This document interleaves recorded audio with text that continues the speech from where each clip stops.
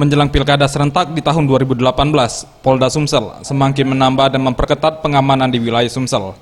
Hal ini disampaikan Kapolda Sumsel Irjen Pol Joko Prastowo. Menurutnya pengamanan pilkada akan difokuskan di wilayah rawan konflik untuk mengantisipasi gesekan antar warga dalam mendukung pasangan calon.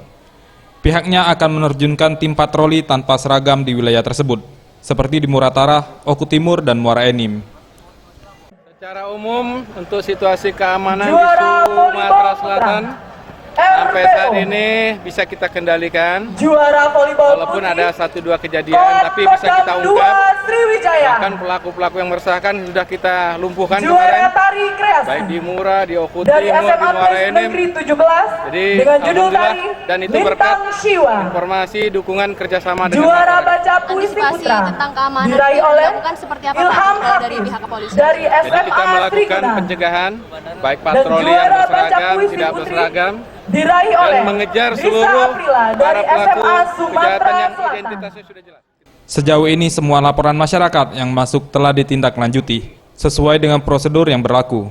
Dan ia menghimbau kepada masyarakat untuk selalu melaporkan jika menemukan tindak pidana ke pihak berwajib. Hal ini mengingat tindak pidana menjelang pilkada akan semakin meningkat karena banyaknya unsur politik yang akan membuat gesekan di tengah masyarakat. Parilu Satria, Septian Rizky, Sriwijaya TV.